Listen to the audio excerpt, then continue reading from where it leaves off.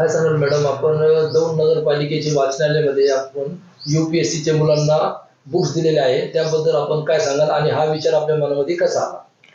मी दुसऱ्या कामाने नगरपालिकेमध्ये गेले होते आणि पोरांना सांगते माझं घाट पडलेत आणि पोरांना विचारलं मी, तर काय करता तुम्ही? मग पोरांनी म्हणजे त्यांचा काय अडचण होतं ते सांगितलं. मी म्हटलं ठीक आहे.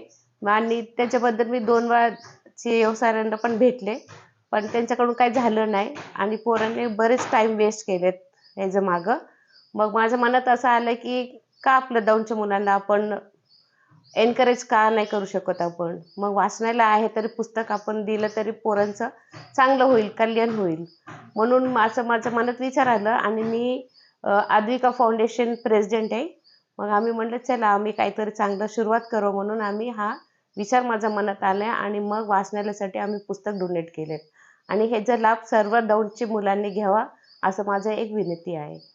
यानंतर अजून काही उपक्रम करण्याचं आपल्या मनामध्ये काय आहे का? आहे, भरपूर आहे. आता हा सुरुवात आहे. पोरांनी आणि दौंडकरच्या लोकांनी साथ दिलं तरी आम्ही नक्की करू आणि हा मुलांसाठी जास्त करून आमचा फोकस अभ्यासावर आहे. आणखी बाकी इतर गोष्टीचं काही नाही आमचं. ह्याच्यात निस्वार्थपणाने आम्ही कामं करतात ह्याच्याबद्दल.